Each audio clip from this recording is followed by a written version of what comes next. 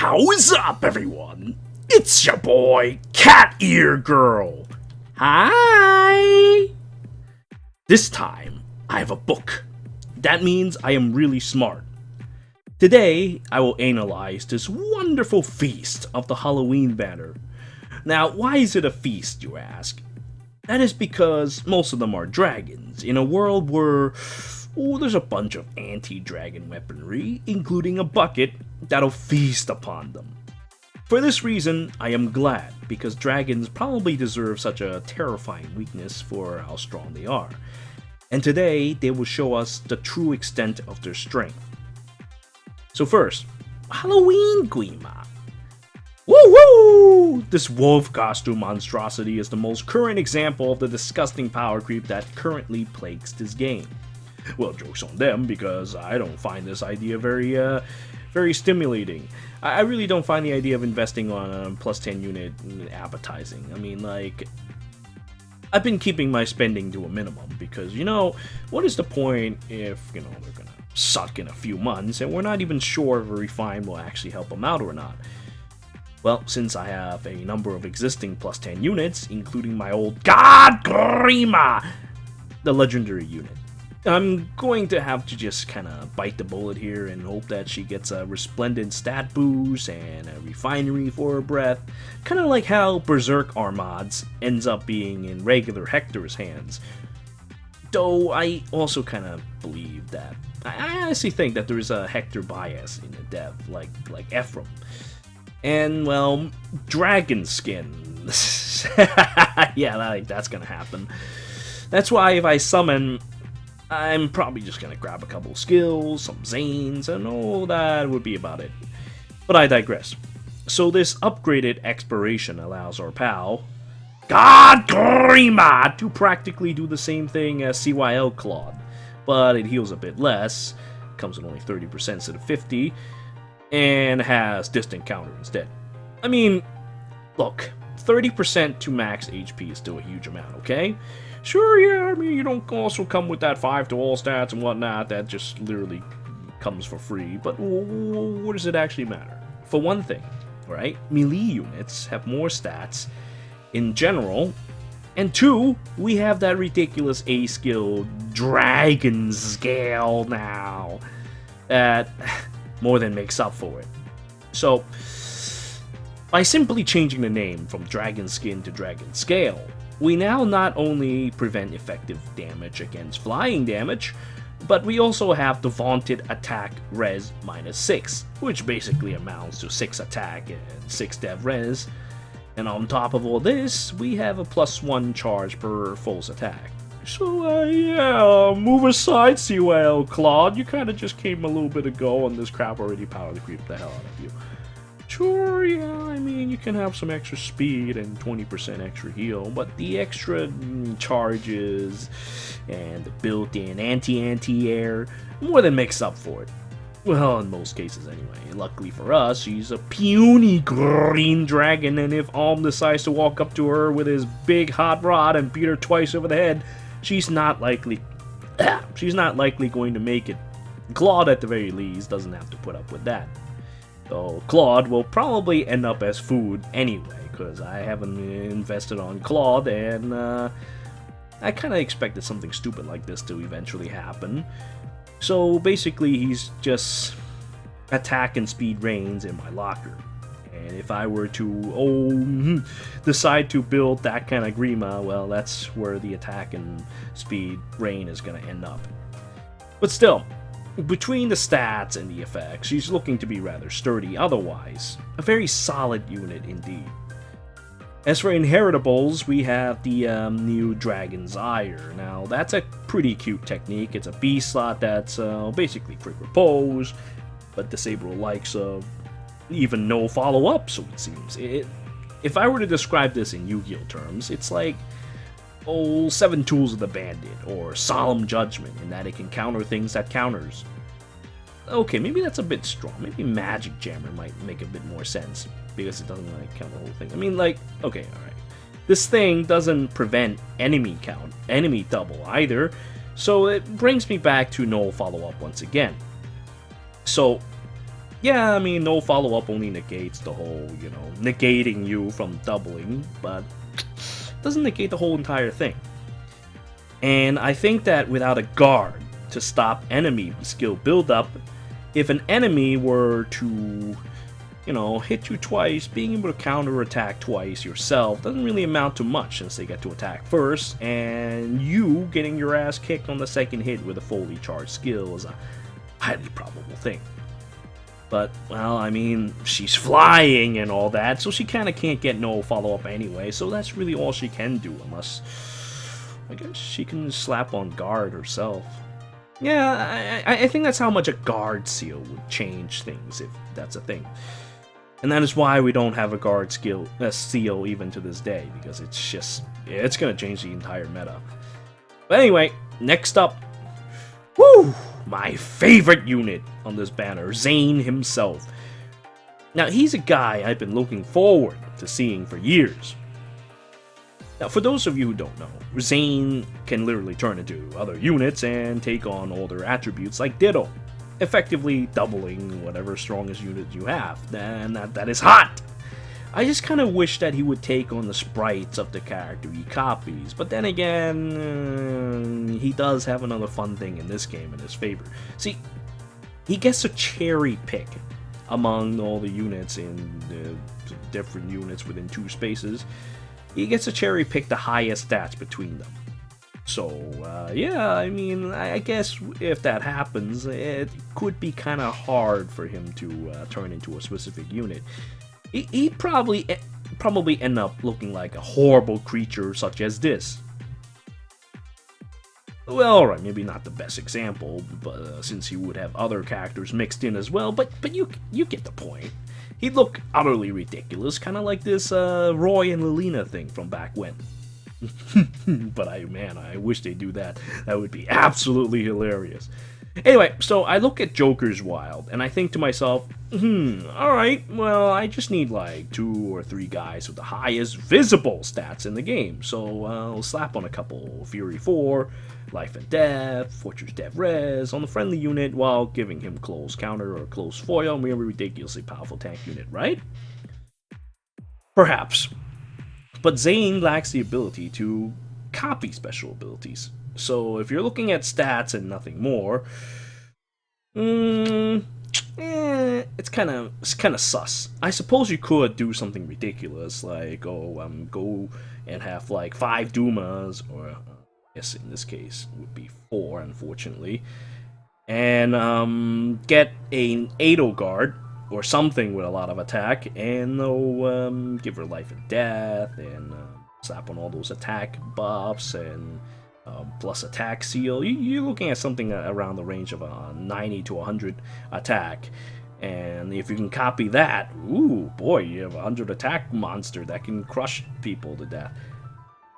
Would be kind of interesting. I would like to try that with Vantage, but that's just me thinking. That's a really difficult setup to actually do, because Duma is a defensive character, and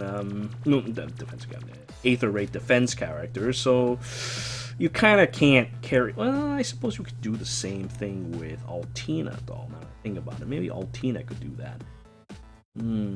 Stack a bunch of attack and then. But anyway, I think it's a silly thing to do. You have to put up with a lot of things to do that. But anyway, so since looking beyond the stats, he's pretty. He's pretty vanilla, right? Yeah. So luckily for us, though, he's infantry, so he's also not a dragon, so he doesn't have a weakness either. He also gets to, I don't know, slap on the aforementioned no follow-up, and voila! We have an extremely powerful unit in our midst. I honestly think, though, that perhaps instead of close counter or something like that, maybe he could benefit from something like attack dev unity. See, since you're copying the highest stats, right? Meaning that he's likely to get his ass chilled, and, well, you know, if you get chill and debuff and you have unity, you get a lot of stats, and, you know, people who can fuck with you will die because you have a whole bunch of attack and dev. You know, that kind of stuff. That'll greatly increase his fighting power, if nothing else. Honestly, I think that if we were to run into Dev Res Unity and we have that, you're not gonna punch through this tank. This tank is gonna rip you to shreds. Would you not even be able to do anything to him? But you know, okay, all right. I have another thought too. All right. So hear me out. Xane here has infantry hexblade, right? So what if, for example, we decide to turn him into a support bot instead? Using his great bulk copied from other characters, he can surely fulfill this role. I mean, yeah, he can't just be like, oh, I have Spur and I can negate 40% damage, but no follow-up is a seriously good skill. And he has the speed to back it up, well, depending on his teammates. So, he can actually stand next to a tank unit with all their cool abilities that they naturally have and whatnot, and support them instead in their endeavors. Infantry Hexblade is an extremely good skill, marred by proximity. So instead, well, he can just use that, stand where it's safe, because he's, you know, he's got everyone's best stats. Use that, no follow-up and not get doubled, slap on a spur seal or some shit like that, and this man is ready to support his buddies with some of the best support C skills in the game. Like, for example, if Hexblade isn't your thing, okay, no problem.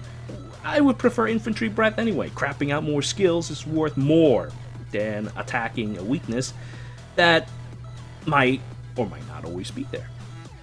So then we give Xane like reciprocal aid or something and he becomes a healer, or give him harsh command, he becomes a buffer. It's highly probable that, well, they would get debuffed anyway, so that would help clear the air. The best part about it all is that he only needs to build HP. So if you can't afford all that fancy shit, just give him an HP plus 5 and he's instantly more bulky than the teammate that he originally copies. You probably don't even have to plus 10 him to get the best out of him. This guy is absolutely free to play friendly, and I would strive to get at least one copy in this banner. You know, seasonal unit and all. I would say though, if you plan on using him to tank instead, don't go too crazy on the teammate stats. Going out of your way is cool and all, but always strive to do this with characters with the appropriate stats without changing their builds to some monstrosity. Luckily, that's really not that hard to do with the game power crept as it is, and since the likes of Ea and Lou Dreams have rather high res, and the likes of Milla has high dev, getting Aether Raids buffs and all that stuff from them in addition to that, and you're likely to be the tankiest thing around. I still think, though, he's probably best served teaming up with another tank, especially high-speed tank unit. No follow-up is just that good of a skill, and, well, you can't have percentage damage reduction, so one thing to consider. Okay, so our next man is Dheginsea. Man looks badass as fuck. His dragon form even more so. He carries an inheritable attack res, low attack res breath that can really tear your enemies a new one. His buddy Ena, the Jiangxi, has the attack dev version, so I might as well cover them both while I talk about this breath. Ena comes from comes from the Tempest Trial. So anyway, so yeah, we'll just cover them both while I talk about this breath. So Blackfire Breath is the stronger one in the setup, the one that Dheginsea has. He reduces res, which hurts infantry more, or well, I guess not really. Close range attackers more, while reducing dev is only if the range guy happens to have less dev, and hitting them even harder than normal. But it's not like reducing res can't do that either. It's not like range units always have like more dev. Regardless, anything that lulls attack is automatically powerful, and why bonus doubler is no longer a thing, sadly. Good thing though I didn't invest too heavily on that setup back in the day. Not much else to talk about Ena though, unfortunately, since she's a free unit, but she does come with War Dragon, so we can do that nasty Dragon Ball setup. Dragon, fuck the Dragon Ball Z. Anyway, our pal here also has 30 stance 3, which is a nice thing since it carries an enemy phase guard without any HP requirements. Something I would rather slap on CYL Dimitri instead of. But anyway, for our bold vampire to also have this will also come in handy for himself, because slick fighters sorely need something with guard to back him up. Being able to negate penalty is quite the boon, though Maybe not as much as Gatry's little thing because of a lack of a guard. If you have some other way to get guard, then you have a powerful unit that negates anything visible on the field, be it buffs or debuffs. A very solid unit indeed. And finally, we have Dancing Nino and Dragon Nino. Okay, maybe they're both Dragon Ninos, but one of them dances, and I think that's a higher priority, considering that Tiki herself builds up to be a Nino quite well with the the blade breath and everything. So let me explain. This Frostfire Breath, not only does it kill dragons, because we need more of that, but it has attack and more attack. Using both visible dev res, she can easily get both +5 dev res with everyone, and that adds up to 10 plus 1.5 times more. So yeah, 15 extra attack just like that. If you run tactics, that'd be 18 by the way. This is a much stronger than usual Blade Tome shenanigans because for one, it adds 2 stats instead, and increases by some more, and most importantly, it can't be stopped by the usual attack dev or attack res lulls. I mean, alright, not stopped is a bit of an exaggeration. It's more of a mitigation. Sure, yeah, I mean, okay, alright, there might be a dev res lull sometime down the line, but it doesn't make much sense. It could come from an unusual unit, or from an existing one like Legendary Julia, who just kind of lulls all, but generally, something that lulls both death and res doesn't make sense. That means that Tiki will still get a bit of extra attack, enabling her to crush the hell out of everyone she fights with probably a lot of attack. I highly doubt she would have anything less than 40 attack base. Maybe she'll hit 45 or more, like Edelgard does. But unfortunately for them though, they fly! Even though it doesn't make sense since Ninian is a beefcake full of muscles and doesn't even have wings. This means that they're locked out of fun and exciting skills and would have to strive to get other things like attack res rain from Blue Dreams or Dragon's Ire from God Grima! Okay, maybe probably just attack res rain. I think that this thing is more of a player phase character than an enemy phase because of the dual dragon flying weaknesses, so I think a 2017 skill like Desperation would be more suited for her. I mean, she really is Dragon Nino, even more than Mirth. Maybe I'll call her True Dragon Nino. I mean, look, this Tiki Nino thing, she's got green hair, a blade breath, desperation. I mean, that's really all you need to ask out of a Nino. I guess alternatively, you have Vantage, which is a good move. Killing everyone you see before they can hit you is sure to turn heads. But that's a bit more expensive, doesn't always work. Stick to the Nino build, because that's who she truly is. True Dragon Nino! Oh yeah, one last thing. So, they also have that Harmonize skill where you can put that slave Ninian to work, because that's all she is, and have her dance for everyone.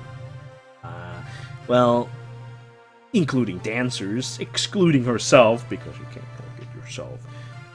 Though, unfortunately, has a HP requirement, so it only targets someone with the highest HP, but that's, not even a problem, because, I don't know, regular Ninian is a beefcake made completely out of muscles, have ton of HP already. If she dances for herself, she might as well be dancing for anyone on the team. That's how absurd that whole setup is. Or, I mean, yeah, she can literally target herself with this skill, but since it works for dancers, yo dog, I heard you like dancers, so I put a dancer in your dancers so you can dance while you dance, literally bypassing the so-called restriction. This is a very humorous unit and benefits most from a setup like that. I highly recommend this unit as well for both damage and utility purposes. Well, and that's about it for this banner. I hope you all learned much from this. I thank you all for watching. Until next time.